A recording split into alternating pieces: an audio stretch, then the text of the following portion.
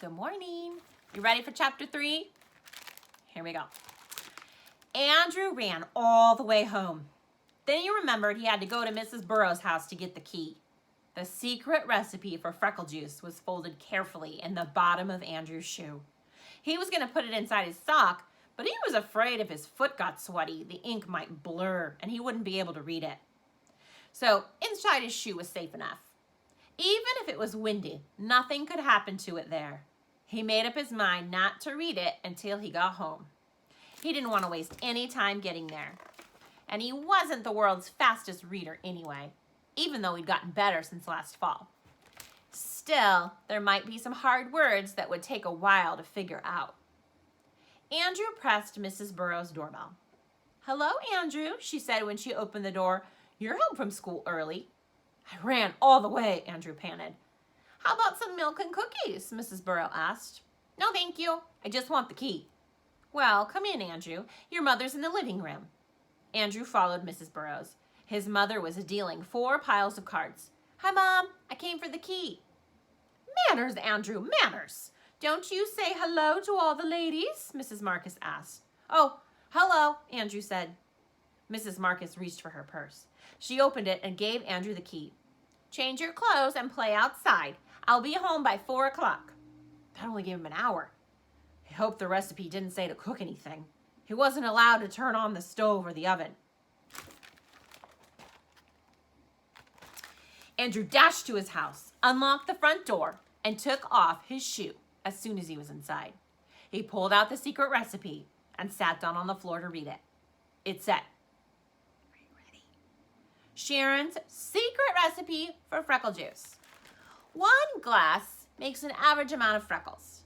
To get like Nikki Lane, mix 2 glasses. Mix up all these things together. Stir well and drink fast. Grape juice, vinegar, mustard, mayonnaise, juice from 1 lemon, pepper and salt, ketchup, olive oil, and a speck of onion. P.S. The faster you drink it, the faster you get freckles." Andrew read the list twice. It didn't sound like much of a secret recipe. His mother used those things every day. Of course, she didn't use them all together. Maybe that was the secret part.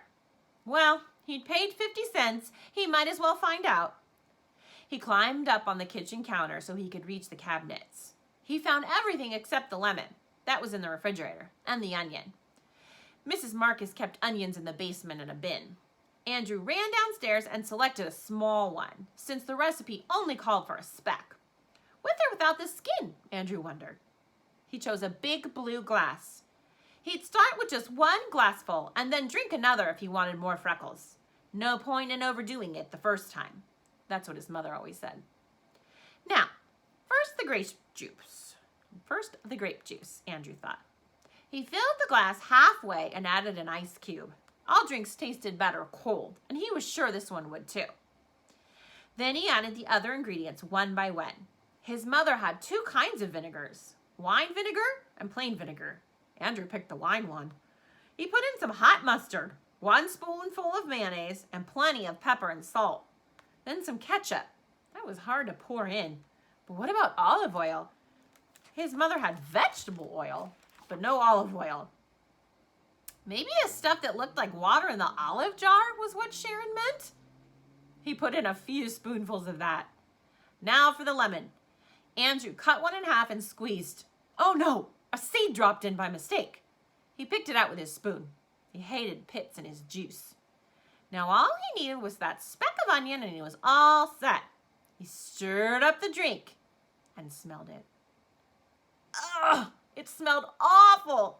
Just plain awful. He'd have to hold his nose while he drank it. He stuck his tongue into the glass to taste it. Ugh, terrible. He didn't know what he would ever manage to get it down. And fast, too. It said to drink it very fast. That old Sharon, she probably thought he wouldn't be able to drink it.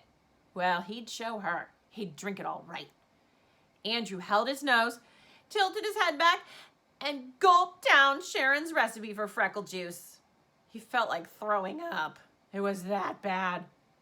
But if he did, he'd never get freckles. No, he would be strong. Andrew crept into his mother's bedroom. He didn't feel well enough to walk. He sat on the floor in front of the full-length mirror. He waited for something to happen. What do you think? Is something going to happen? Make your prediction and we'll find out tomorrow.